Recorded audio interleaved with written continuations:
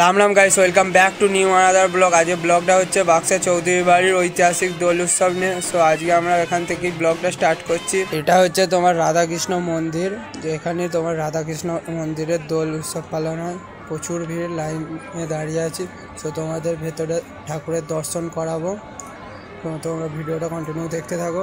So guys, এখানে তোমাদের আবির খেলাও স্টার্ট হতে চলেছে। আমরা ঠিক সময় মন্দিরের সামনে চলে এসেছি, খানিকক্ষণ পরই আবির খেলা স্টার্ট হয়ে যাবে। সো আবির খেলতে যারা যারা পছন্দ করো তারা ঠিক সন্ধ্যে 7টা থেকে 8টার মধ্যে ঢুকে পড়বে মন্দিরের মধ্যে, নাহলে আবির খেলা মিস করে যাবে। সো যারা আবির খেলতে চাও খুব তাড়াতাড়ি চলে আসবে না, আর খুব লেটও করে ফেলবে না। তাড়াতাড়ি এলে লস, আর লেট করে ফেললে লস। সো গাইস, আমরা মন্দিরের ভেতর প্রবেশ করে গেছি। তোমাদের আর কিছুক্ষণের মধ্যেই রাধাকৃষ্ণ মূর্তির দর্শন করাতে পারবো। সো খুব ভালো করে না করাতে পারলেও যা হোক করে তোমরা দেখে নেবে।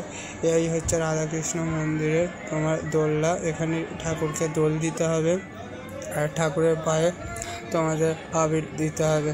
তো আমি আবির দিয়ে তোমাদের দেখানোর চেষ্টা করছি।